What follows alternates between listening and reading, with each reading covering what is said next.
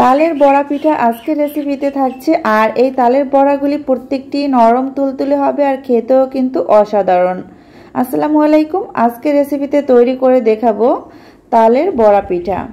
আর এই পিঠাগুলি প্রত্যেকটি পিঠাই কিন্তু একদম নরম তুলতুলে হবে আর খেতেও অসম্ভব মজার হবে। তো দেখুন পিঠাগুলি দেখতে কতটা লোভনীয় হয়েছে। তো পাকা তাল দিয়ে এভাবে তালের রসটা বের করে আমি খুব সুন্দর করে এই পিঠাগুলি বানিয়েছি। আর ভিডিওটি প্রথম থেকে শেষ পর্যন্ত দেখবেন, এতে করে আপনি পারফেক্টভাবে এভাবে নরম তুলতুলে পিঠাগুলি তৈরি করতে পারবেন। আর এই পিঠাগুলি বানানোর অনেক সময় পরও কিন্তু একদম নরম থাকবে।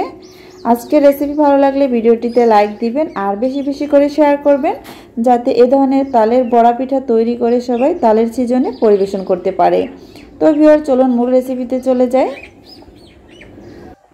প্রথমে একটি মিক্সিং বোল নিয়েছি, এরপরে দিয়ে দিলাম 2 কাপ আটা বা ময়দা, আপনারা যেটাই ব্যবহার করেন। আমি এখানে দিয়ে দিয়েছি ময়দা, 1 টেবিল চামচ ইস্ট, স্বাদ মতো লবণ, 1 কাপ নারকেল কোড়া আর 1.5 কাপ চিনি।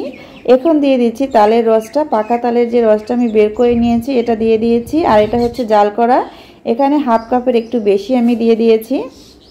দিয়ে খুব ভালোভাবে এখানে মিক্স করে নিতে হবে। এখানে দেখতেই পাচ্ছেন আমি কিন্তু কোনো প্রকার পানি দিইনি, তালের রসটা দিয়ে খুব ভালোভাবে এটাকে মিক্স করে নিব। কিছু সময় পরে আবারও একটু দিয়ে দিয়েছি এখানে। তো সবটুকু কিন্তু আমি একবারে দিইনি, এখানে অল্প অল্প করে দিয়ে দিয়েছি। আর দিয়ে দিয়েছি 1 টেবিল চামচের মতো সয়াবিন তেল। খুব ভালোভাবে সব কিছু মিক্স করে নিতে হবে। মিক্স করা হয়ে গিয়েছে, এখন রেস্টে রেখে দিব 20 মিনিট অথবা আধা ঘন্টার মতো। আধা ঘন্টা পরে আমি ফিরে আসলাম আর দেখুন এটা ফুলে কিন্তু ডাবল হয়ে গিয়েছে। এখন খুব ভালোভাবে আবার এটাকে মিক্স করে নিতে হবে, যাতে চিনিটা খুব ভালোভাবে ময়দার গায়ে মিক্স হয়ে যায়। এই যে পর্যায়ে মিক্স করা হয়ে গিয়েছে, এখন এই থেকে আমি বড়া পিঠাগুলি তৈরি করে দেখিয়ে দিব। এরপরে হচ্ছে হাতটা পানি দিয়ে ধুয়ে পরিষ্কার করে হাতে তেল মাখিয়ে এই ডো থেকে সামান্য ডো হাতে নিয়ে এভাবে বড়া শেপটা দিয়ে নিতে হবে। এতে করে কিন্তু আপনি খুব সহজেই এই বড়া পিঠাগুলি তৈরি করতে পারবেন। তো আরও একটু দেখিয়ে দিচ্ছি। এই যে সামান্য ডো হাতে নিয়ে তারপর 2 হাত দিয়ে ঘুরিয়ে গোল করে তারপরে বড়া শেপ দিয়ে নিতে হবে। এরপরে হচ্ছে তেলে ভেজে নিতে হবে। চুলায় আগে থেকে একটি কড়াই বসিয়ে দিয়ে পরিমাণ মতো তেল দিয়ে তেলটাকে গরম করে নিয়েছিলাম। এরপরে এক এক করে পিঠাগুলি দিয়ে দিব। এভাবে যদি আপনি বড়া পিঠাগুলি তৈরি করেন তাহলে প্রত্যেকটি পিঠাই কিন্তু গোল হবে আর দেখতে খুবই সুন্দর লাগবে। এক এক করে এভাবে করে আমি সবগুলি বড়া পিঠা এখানে দিয়ে দিব।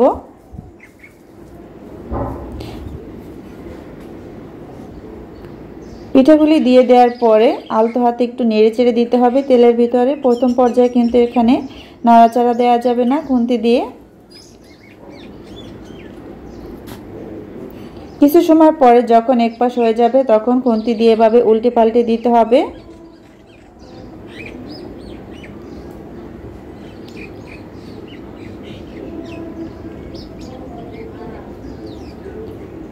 এভাবে উল্টে পাল্টে খুব সুন্দর একটি কালার যখন চলে আসবে, সোনালী কালার, তখন তেল ঝরিয়ে এই পিঠাগুলি উঠিয়ে নিতে হবে।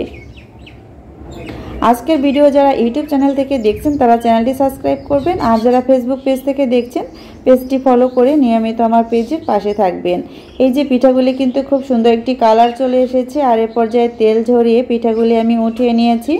আর বাকি যে পিঠাগুলি আছে একইভাবে আমি ভেজে নিয়েছি। এখন একটি সার্ভিং প্লেটে সার্ভ করে নিয়েছি। দেখুন দেখতে কতটা লোভনীয় হয়েছে। খুব সহজেই তৈরি হয়ে গেল তালের বড়া পিঠা। আর এই পিঠাগুলি প্রত্যেকটাই কিন্তু নরম তুলতুলে থাকবে আর খেতে ভীষণ মজার হবে।